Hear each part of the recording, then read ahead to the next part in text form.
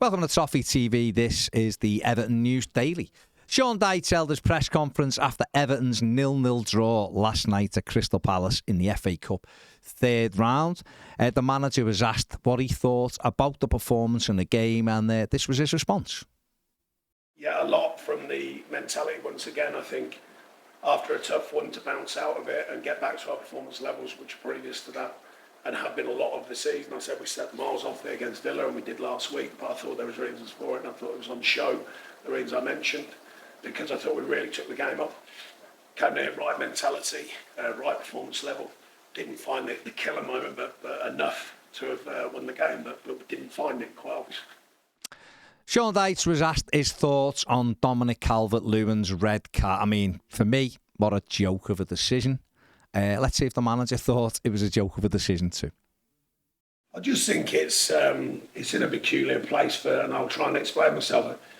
If you slow anything down of that nature, it's going to look a lot worse. So that live, when you see it live, I've seen it both, of course. It doesn't look that bad. You slow it down and it's high, but there's minimal contact.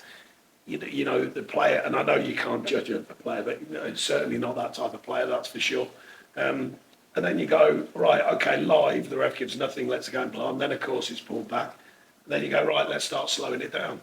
Now, the bigger picture point for me is Beto clearly gets pulled to the floor with two arms around his waist at the end of the game. So why don't they slow-mo that? Because if it's the same, I've seen the slow-mo. So when the slow-mo happens and the ball drops in front of him, their player's got two arms around his waist. And what they'll say, I guarantee, they go, yeah, but if you look at it live, he doesn't hold on to him long enough. I bet you that'll be the feedback. They go, well, if you look at that live, you go, yeah, it's not that bad. So it's like, what's the parity? And we all know the penalty thing. You turn on the end of someone's toe and they go down, and that's okay. But you grab someone around their waist, and apparently that's not. So I think, if you're going to start slowing everything down, then you've got to have parity. You've got to go, well, if you slow that down and freeze frame it, that's a penalty.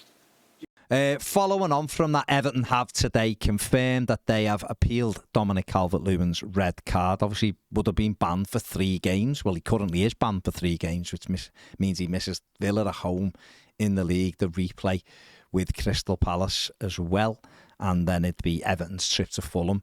And hopefully, common sense will prevail and the ban will get overturned. It'll be a tough one to do. Everton, there's another tack Everton can take, which is to get it downgraded. We saw that with Luca Dean when he was playing for Everton and was sent off at Southampton. He got that reduced from 3 to 1 game. But I'm looking for a total overturn of this. Very much similar to when Heung-Min Son got his overturned when he broke Andre Gomez's ankle. And that was given. VAR made the yellow card, which Martin Atkinson gave him on the day, go to a red. And then that was overturned the next day. So hopefully we're looking at something like that for Dom. The replay of the Everton Crystal Palace game will take place on Wednesday, the 17th of January, with a 7:45 kickoff. After the red card, or on the red card, rather, Sean Dyche was also asked his thoughts on referees using using the screen to make decisions. He's had to say a lot of times on this. It is a bugbear of Sean Dyche's. Let's see what he had to say about it when asked again. Oh, don't even. I have no clue what that's there for. Every fan, I'm not just speaking for myself. There must be every fan out there going, what is the point? We all know the outcome. The outcome is going to be they agree with everything they've been told. Unless someone can tell me 10 instances that aren't, I can't hardly, in fact, I can't think of one. I don't know what the stats are. One of you guys are working out, or someone will. The chance of something getting to know are minuscule. So why didn't bother? As a fan guy, we know what's going to happen. Can we just get on with the game? And then afterwards we might debate it. But what's the point in doing it there? And I can't say, well, unless you are going to change it. If you're going to stand up and go, no, I'm sticking with my original. We've had all sorts already, by the way. VR moments when you go, how was that? And then they go, well, explain it afterwards. And you just go, well, where does it live?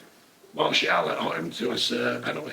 You can clearly see his legs are collapsing before there's any contact, but then they go, yeah, but there was a contact. And then you go, well, like I say, if you slow down everything, you're going to find what you're looking for. Sean Dyche was also asked for an update on Dwight McNeil, who was stretchered off in the 89th minute after hurting his ankle.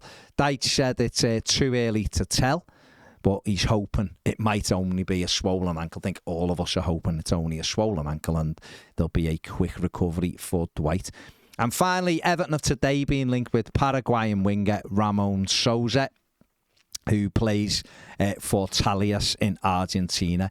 His agent has apparently said that they've spoken to Director of Football, so it'll be Kevin Thelwell, but no formal offer has yet been made for the 24-year-old. Everton are looking to bring in at least one player this transfer window.